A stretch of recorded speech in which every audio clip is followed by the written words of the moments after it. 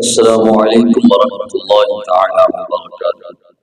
نحمد اللہ تعالی علی سابغ نعماء وتوالي آلاء ونستزيده سبحانه وتعالى من فضله ونسأله العون والسداد ونصلي على صفوة أنبيائه وخاتم رسله وأصفيائه وعلى آله وصحبه ومن تبع هديه إلى يوم الدين، وبعد، فأعوذ بالله من الشيطان الرجيم، بسم الله الرحمن الرحيم، يا أيها الذين آمنوا قوا أنفسكم وأهليكم نارا وقودها الناس والحجارة عليها ملائكة غلاظ شداد لا يعصون الله ما أمرهم ويفعلون ما يؤمرون، آمنت باللہ صدق اللہ العظیم۔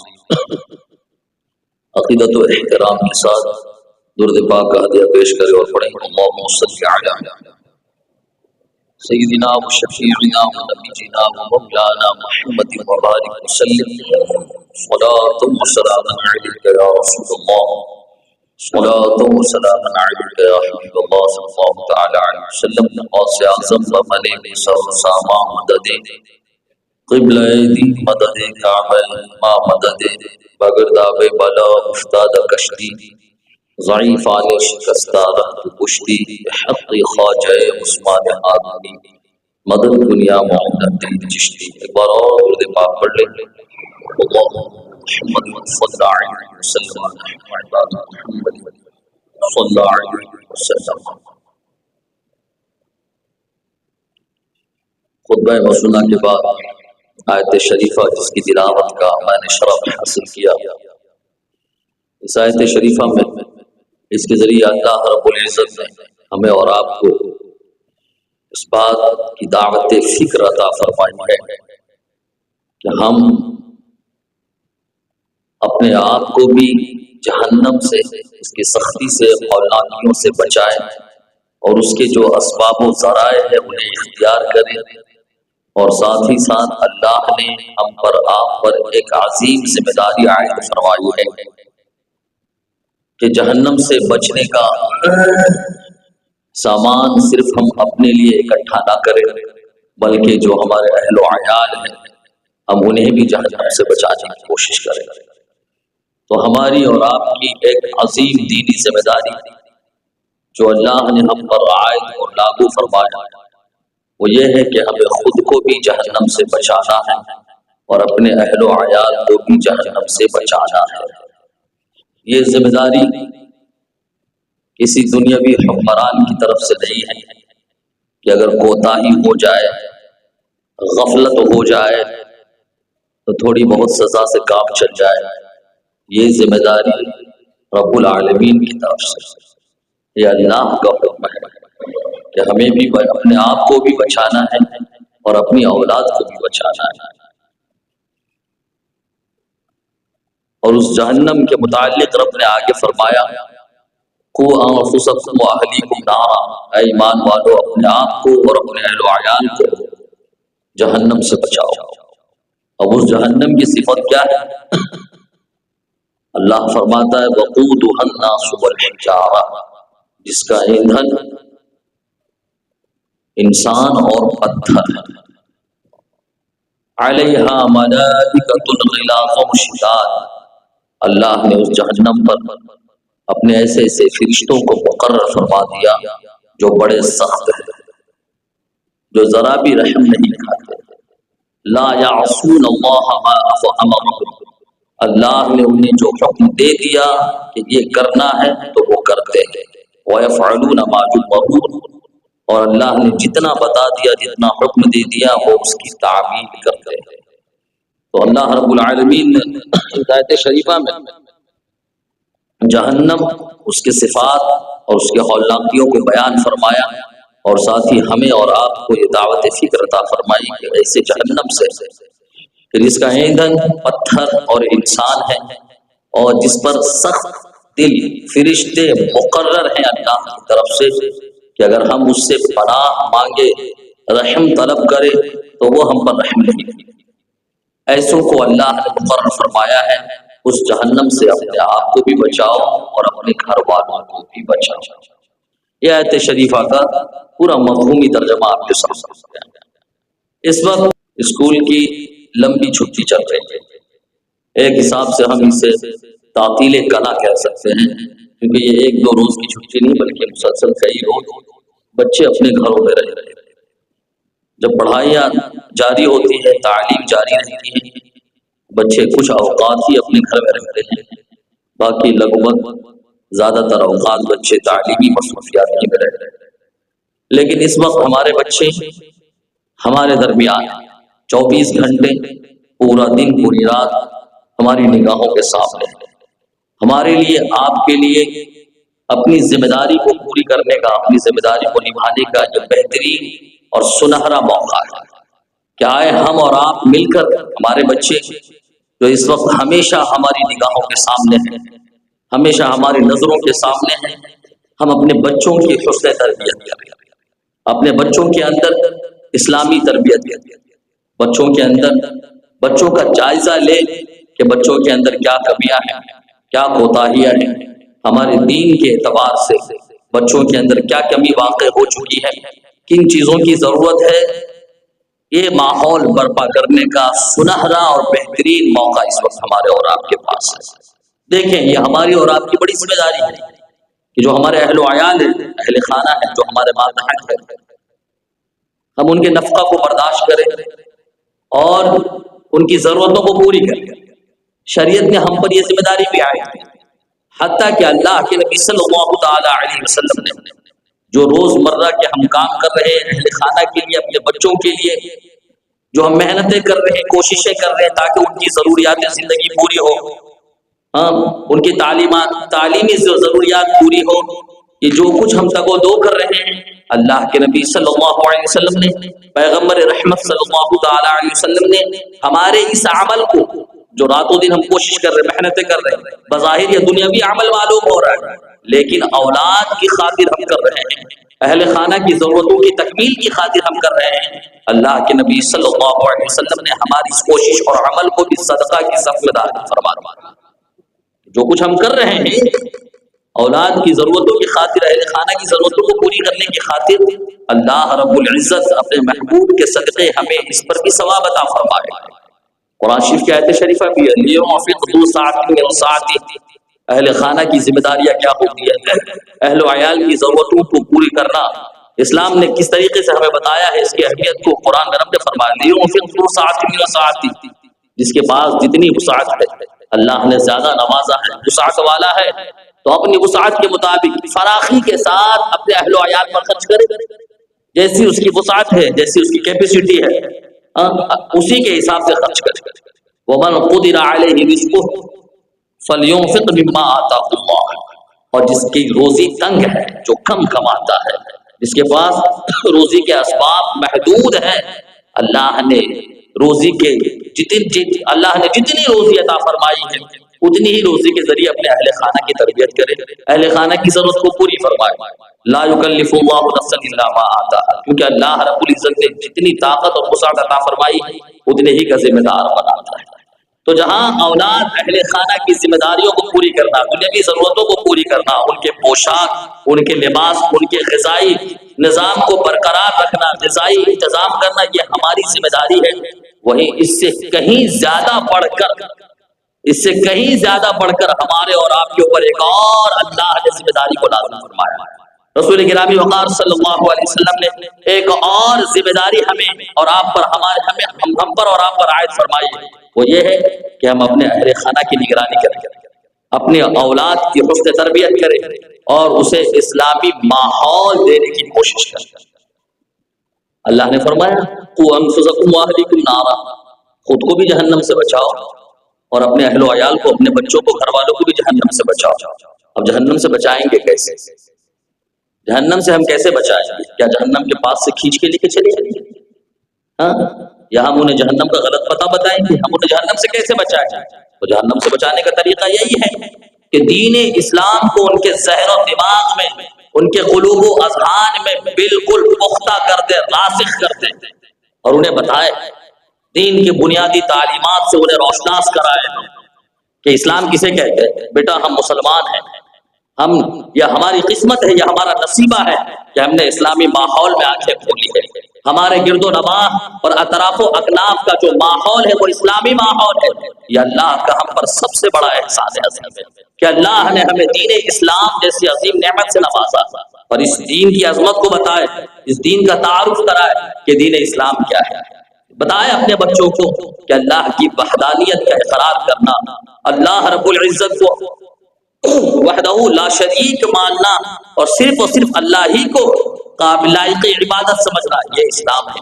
اللہ کے جتنے نبی رسول تشریف لائے، اللہ نے جتنی کتابوں کو نازل فرمایا، ان تمام پر ایمان رکھنا ہمارے لیے ضروری ہے. ان کتابوں کی تفصیلات بتائے، اللہ کے نبیوں کی زندگی کو بتائے، ان کی زندگی کے درخشاں پہلوؤں کو اپنے بچوں کے سامنے بتائے، جہنم سے بچانے کا جو طریقہ ہے. اس کے بعد ہم بتائیں کہ ہمیں اللہ پر بھی ایمان لانا ہے، اللہ کے رسول پر ایمان لانا ہے، تمام نبیوں پر ایمان لانا، اس کی تمام کتابوں پر ایمان لانا ہے. اور ساتھ ہی ساتھ ہمیں اس بات پر بھی ایمان لانا ہے کہ مرنے کے بعد دوبارہ ہمیں زندہ ہونا ہے، بعث بعد الموت پر ایمان لانا ہے ہمیں. اور ساتھ ہی ساتھ بچوں کے ذہن میں یہ بات بھی راسخ کرے کہ یہ دنیا جو ہم جی رہے ہیں، یہ دنیا جس کو ہم برت رہے ہیں، یہ ہمارے لیے دارالعمل ہے، یہ ہماری اصل زندگی نہیں ہے. اس کے متعلق قرآن میں اللہ نے فرمایا ہے وَمَا هَذِهِ الْحَيَاةُ الدُّنْيَا إِلَّا مَتَاعُ الْغُرُورِ، یہ دھوکے کا سامان ہے اور یہ اصل زندگی نہیں ہے. بلکہ بتانا ہے بچوں کو وَإِنَّ الدَّارَ الْآخِرَةَ لَهِيَ الْحَيَوَانُ، آخرت کی جو زندگی ہے وہ ہم مومنوں کے لیے ہمیشہ کی زندگی ہے. یہ دارالعمل ہے، دارالامتحان ہے. یہاں ہم جو کچھ بھی کریں گے اچھا اور برا، ان سب کی جزا اور سزا ہمیں ملنی ہے. اس طریقے سے ہم اسلامی تربیت کریں اور اس طریقے سے ہم دین اور دین کی بنیادی باتیں اور انبیاء کرام علیہ السلام دین سے جڑے ہوئے لوگوں کی محبت ان کے دلوں میں پیوستہ کریں، مضبوط کریں، تاکہ اللہ رب العزت کی محبت، رسول گرامی وقار صلی اللہ علیہ وسلم کی محبت ان کے سینوں میں محفوظ ہو جائے اور مسلمان بن کر رہے، مسلمان بن کر دنیا سے جائے، تاکہ اللہ رب العزت انہیں جہنم سے نجات عطا فرمائے. تو ہم ان کی جہنم سے کیسے بچائیں گے؟ تو جہنم سے بچانے کا طریقہ یہ ہے. ایک بات ہمارے ذہن میں آ رہی ہے، یہ ہمارا بہت بڑا عالمیہ ہے اور ہمارے لیے بہت غور و خوض کرنے کی بات ہے. ہمارا فیملی ڈاکٹر ہوتا ہے کہ نہیں؟ ہوتا ہے. ہمارا فیملی ڈاکٹر ہوتا ہے، ہمارا ایک فیملی وکیل ہوتا ہے کہ صحیح اور غلط کیا ہے، کون سا راستہ ہمیں اختیار کرنا ہے، اس کی رہنمائی ہم اس سے حاصل کریں. ہمارے بدن کی اصلاح کیسے ہو، کس موسم میں ہمیں کس طرح کی غذا کی ضرورت ہے اور کون سی غذا ہمارے لیے مضر ہے، کون سی غذا ہمارے حق میں مفید ہے، بدن بالکل صحیح اور سالم رہے، اس کے لیے ہم فیملی ڈاکٹر کا انتظام کرتے ہیں. ہر چھوٹے بڑے مسائل میں، چھوٹی بڑی مصیبت اور جسمانی مرض میں ہم سب سے پہلے اس سے مشورہ کرتے ہیں. اگر ان سے ہو سکتا ہے تو ٹھیک، نہیں تو وہ ہمیں مفید مشوروں سے نوازتے ہیں. یہ تمام چیزیں کہ ہمارے لیے ایک فیملی ڈاکٹر ہو، فیملی وکیل ہو یا اور بھی دوسرے افراد ہو، ان تمام چیزوں کا تعلق صرف اور صرف اس زندگی تک ہے، صرف اور صرف اس زندگی تک ہے. اگر جسم کا نظام بگڑ جائے، غیر معتدل ہو جائے، تو یہ فساد صرف اور صرف اس زندگی تک محدود ہے. لیکن جسم سے بھی بڑھ کر ایک چیز ہے، وہ ہے روح. وہ روح ہے. جسم بھی ہمارا مطمئن رہتا ہے، کبھی غیر مطمئن ہوتا ہے. اسی طرح روح بھی ہماری مطمئن ہوتی ہے، غیر مطمئن ہوتی ہے. روح یہاں بھی خوش ہوتی ہے، یہاں بھی بے قرار اور مضطرب ہوتی ہے، اور مرنے کے بعد بھی روح خوش ہوگی اور مضطرب اور بے قرار ہو جائے گی. بدن کی بے قراری اور خوشی اور قرار کا تعلق صرف اس زندگی تک ہے، لیکن روح کے قرار اور بے قراری کا تعلق یہاں سے بھی ہے اور اس دنیا سے بھی. لہذا ہمیں اور آپ کو چاہیے کہ اپنے بچوں کی صحیح تربیت کریں. کہیں ایسا نہ ہو کہ بچے اگر بگڑ جائیں، بچے اگر غلط روی کے شکار ہو جائیں، تو دنیا میں بھی ہماری روح کے لیے اضطراب کا سامان بن جائے اور موت کے بعد بھی ہماری روح کی بے قراری کا سبب بن جائے. لہذا جس طریقے سے ہمارا ایک فیملی ڈاکٹر ہوتا ہے نا، ہم میں اس وقت موجودہ حالات میں ہم میں سے ہر فرد کے لیے یہ بہت بڑی ضرورت ہے کہ ہمارا کوئی ایک فیملی عالم ہو، کوئی فیملی مبلغ ہو جو مصلح اور مخلص ہو. بات سمجھ رہے؟ جس طریقے سے بالکل ناگزیر ہے، یہ ہماری ضرورت میں ہے کہ ایک فیملی ڈاکٹر ہو.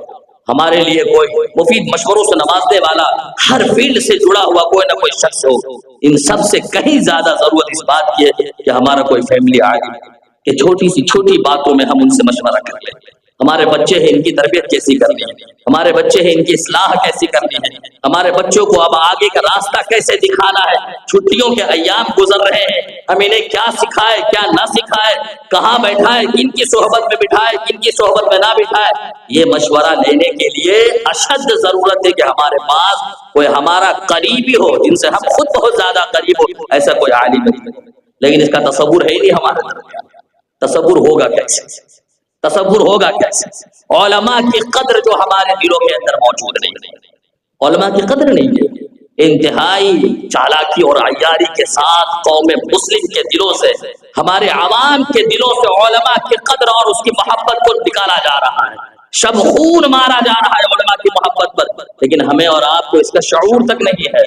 ہم صرف علماء پر الزام لگاتے ہیں، ہم صرف علماء کے خلاف بکواس کرنا چاہتے ہیں، لیکن علماء کی اہمیت کیا ہے اس معاشرے کی اصلاح کے لیے، علماء کی کس قدر ضرورت ہے، ہمیں اس کی اہمیت کا اندازہ نہیں ہے۔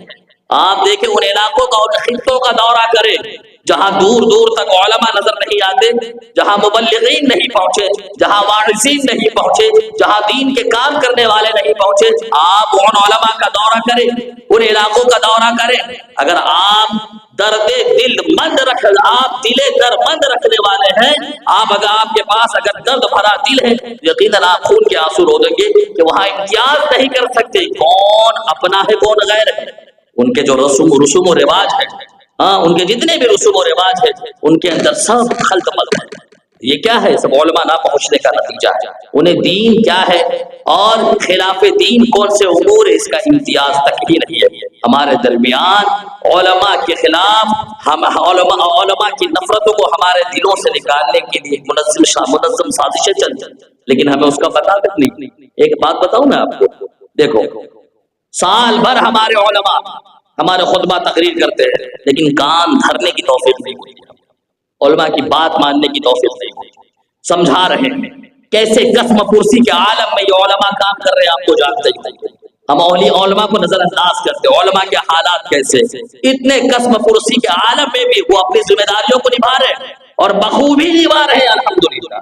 لیکن ہم علماء کے، ہمارے دلوں میں علماء کے لیے محبت پیدا نہیں ہوتی۔ لیکن آج اگر کوئی حادثہ پیدا ہو جائے ہمارے درمیان، کوئی عظیم صالحہ رونما ہو جائے قومی سطح کا، تو فوراً آپ کے درمیان ایک میسج عام ہو جائے گا، ہمارے علماء کیا کر رہے ہیں، ہمارے مبلغین کیا کر رہے ہیں، ہمارے داعیان اسلام کیا کر رہے ہیں، ہمارے پیشوا کیا کر رہے ہیں، ہمارے مقتدی کیا کر رہے ہیں۔ کس نے یہ زہر کھولا ہمارے اور آپ کے اندر؟ یہ کسی اپنے نے زہر نہیں کھولا ہے، اس کی شروعات غیروں کی طرف سے ہوئی ہے۔ لہذا ہمیں چاہیے اپنے علماء کی قدر کریں۔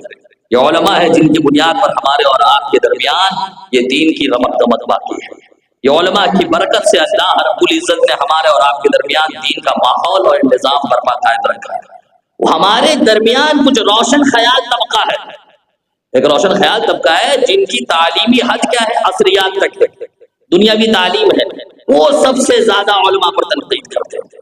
گھر بیٹھے ہیں، ایک وقت کی نماز نہیں، شریعت پر عمل نہیں، لیکن جب بات علماء پر تنقید کرنے کی آتی ہے تو بڑے طویل عنوان پر مشتمل ان کی تحریریں عوام الناس کے درمیان گردش کرنے لگتی ہے کہ علماء کی یہ کوتاہیاں ہے، علماء کی یہ کمیاں ہے۔ لیکن خود ان سے پوچھو کہ آپ نے اسلام کے لیے کیا قربانیاں دی، تو صرف ایک ہی قربانی ہوتی کہ وہ علماء پر طنز کرتے ہیں، علماء پر تنقید کرتے ہیں، اس کے علاوہ ان کی اور کوئی کوششیں نہیں رہتی۔ بہرکیف گفتگو کا دھارا کہیں اور بہنے لگا۔ درود پاک پڑھے، اللہم صلی علی سیدنا و شفیعنا و نبینا ومولانا محمد وبارک وسلم، صلاۃ و سلام علیک یا رسول اللہ صلی اللہ تعالی علیہ وسلم۔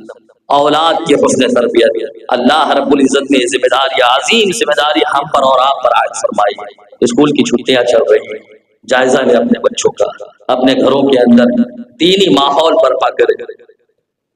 قرآن شریف کے اندر ایک واقعہ آپ دیکھیں، کہتے ہیں کہ وہ ماں باپ جیسا کرتے ہیں نا، بچے ویسا ہی کرنے لگتے ہیں۔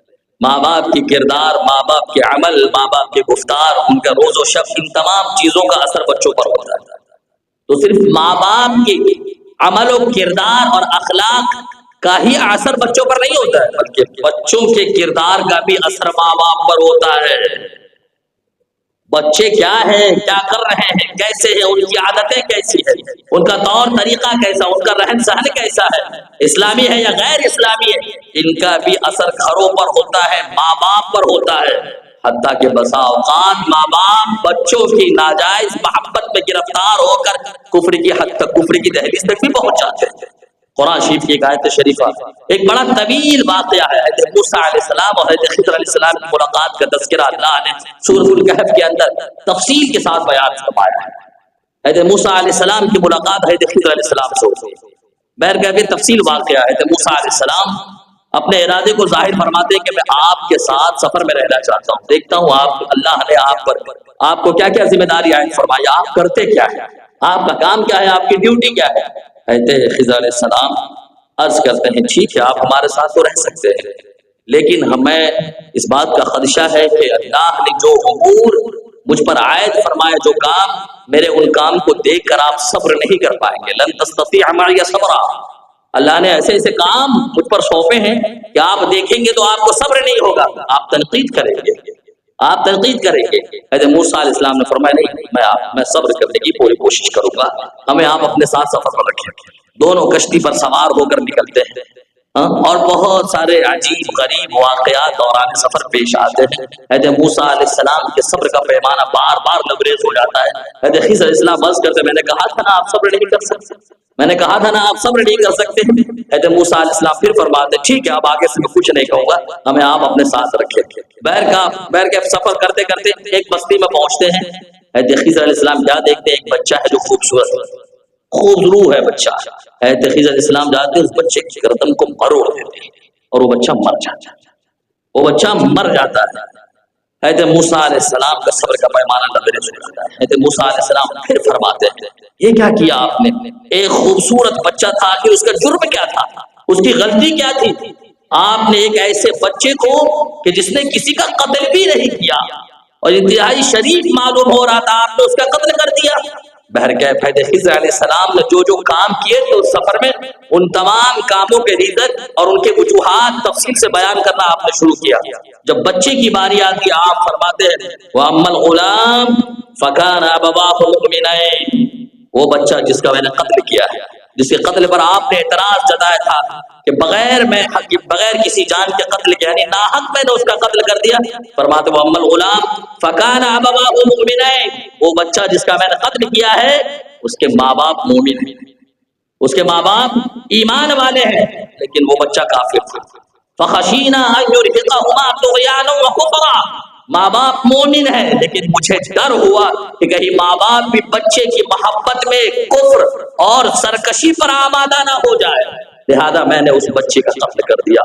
اور فَأَرَادَ رَبُّهُمَا فَأَرَادَ أَن يُبْدِلَهُمَا رَبُّهُمَا خَيْرًا مِنْهُ زَكَاةً وَأَقْرَبَ رُحْمًا، اور اللہ رب العزت کا یہ ارادہ ہے، اللہ رب العزت اس سے بہتر اولاد سے عطا فرمائے۔ کیا سمجھ میں آیا کہ بچے کی محبت میں بھی کبھی کبھی ہم شریعت کی خلاف ورزی کر جاتے ہیں، اور بچے کی محبت، ناجائز محبت کبھی کبھی اس قدر مہلک اور نقصان دہ ثابت ہوتی ہے کہ والدین کفر تک پہنچ سکتے ہیں۔ لہذا ہمیں چاہیے کہ اپنے بچوں کی اصلاح کریں۔ ہم بچوں کی ناجائز خواہشوں کو پوری کر رہے ہیں، پوری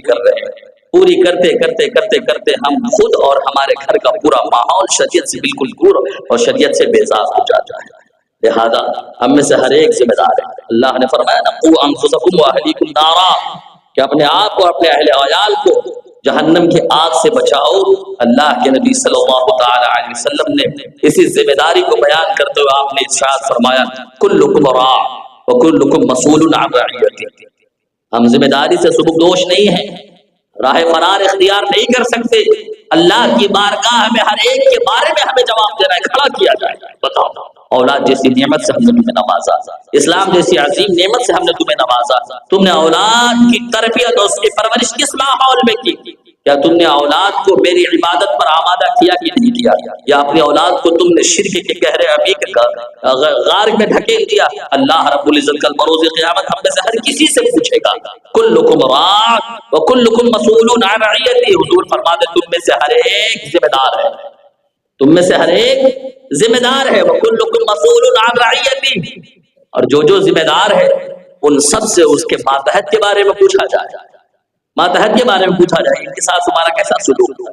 اس کے بعد آگے نبی کریم صلی اللہ علیہ وسلم ارشاد فرماتے ہیں الامام راع ومسئول عن رعیتہ، امام بھی ذمہ دار ہے، امام بھی نگہبان ہے، اور اس سے اس کے ماتحت کے بارے میں پوچھا جائے گا، امام سے بھی پوچھا جائے گا۔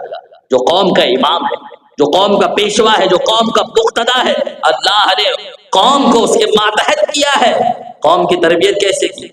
قوم کے درمیان جن باتوں کی ضرورت تھی اس کی نشر و اشاعت تم نے کیا کہ نہیں؟ قوم کے درمیان تبلیغ کا کام کیا گیا۔ اللہ کے نبی صلی اللہ علیہ وسلم فرماتے ہیں الامام راع، امام بھی ذمہ دار ہے، اور مسئول عن رعیتہ، اور امام سے بھی اس کے ماتحت کے بارے میں پوچھا جائے گا۔ آگے ارشاد فرماتے ہیں سرکار دو عالم صلی اللہ علیہ وسلم والرجل راع فی اہلہ، اور مرد اپنے گھر والوں کے متعلق جواب دہ ہے، گھر اپنے اہل و عیال اہل خانہ کے بارے میں ذمہ دار ہے۔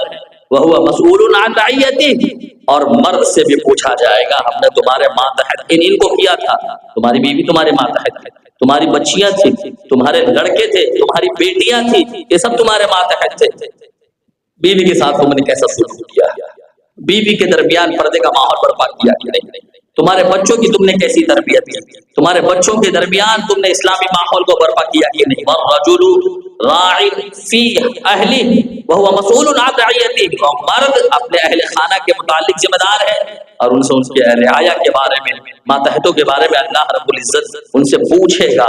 اس کے بعد حضور صاحب فرماتے ہیں صلی اللہ تعالی علیہ وسلم والمرأة راعیۃ فی بیت زوجہا فی بیت زوجہا، اور عورت اپنے شوہر کے گھر کے بارے میں ذمہ دار ہے۔ وَمَسْئُولَةٌ عَنْ رَعِيَّتِهَا، عورت اپنے شوہر کے گھر کے بارے میں ذمہ دار ہے، شوہر کی غیر موجودگی میں گھر کی پوری ذمہ داریاں اور شوہر سے تمام متعلقات اس عورت کے ماتحت ہے۔ عورت سے پوچھا جائے گا کہ تم نے اپنے شوہر کے حق میں کیسا کیا، شوہر کے متعلق تم وفادار رہی کہ نہیں، تم نے شوہر کی ملکیت اور شوہر سے تمام جتنی بھی چیزیں متعلق تھی ان تمام چیزوں کی تم نے حفاظت کی کہ نہیں۔ گویا کیا سمجھ میں آیا کہ سماج کا ہر فرد کسی نہ کسی جہت سے، کسی نہ کسی اعتبار سے ذمہ دار ہے، اور ہر کسی سے اللہ رب العزت کل بروز قیامت سوال کرے گا۔ یہ چھٹی کا ماحول ہے، لہذا کوشش کریں بچوں کی جو ایکٹیویٹی ہے، بچوں کی جو سرگرمیاں ہیں، آپ ان کو پیش نظر رکھیں، بچوں نے کیا کھویا کیا پایا، اور اس ماحول میں وقت نہیں ہے، ورنہ ایک بہت درد ہے جو آپ کے سامنے رکھنے کا دل کر رہا ہے۔ آپ دوسرے علاقوں کا دورہ کریں، ہر علاقے میں جو غیروں کا علاقہ ہے وہاں جا کے آپ دیکھیں، ہر طرح کی تعلیم کا انتظام ہے، ہر طرح کی تعلیم کا انتظام ہے۔ ایک ہمارا علاقہ ہے کہ بمشکل صرف اور صرف دینی تعلیم کا انتظام ہو پاتا ہے۔ ہمارے بچے غیروں کی اسکول میں جاتے ہیں، غیر اپنا دینی سرگرمیاں بچوں کے درمیان اتار رہے ہیں۔ ہمارے بچے جو مسلمان ہیں، ہمارے بچے جو مسلمان کے گھر کے بچے ہیں، ہمارے اپنے بچے ہیں، ان کے درمیان جا کے ان کے ماتحت ہو کے مجبوراً لاچار ہو کر وہ جو چاہتے ہیں ہمارے بچوں سے کہلواتے ہیں، وہ جو چاہتے ہیں ہمارے بچوں سے کرواتے ہیں۔ لہذا ایسے ماحول میں تو اور ہماری ذمہ داریاں بڑھ جاتی ہیں کہ ہم اپنے بچوں کو صحیح اور غلط بتائیں کہ بچوں اسکول کے اندر جو تمہارے ساتھ یہ عمل کروایا جاتا ہے، یہ سرگرمیاں کروائی جاتی ہے، یہ صحیح نہیں، یہ غلط ہے۔ یہ ہماری اور آپ کی ذمہ داری ہے۔ اللہ رب العزت کی بارگاہ میں دعا ہے مولا عز و جل ہم سبوں کو عمل صالح کی توفیق مرحمت فرمائے، دارین کی سعادتوں سے مالا مال فرمائے، دوران خطاب جو غلطیاں سننے میں بولنے میں ہوئی مولا عز و جل اسے معاف فرمائے، ہم سبوں کو ان سب پر عمل کی توفیق مرحمت فرمائے۔ السلام علیکم ورحمۃ اللہ تعالی وبرکاتہ۔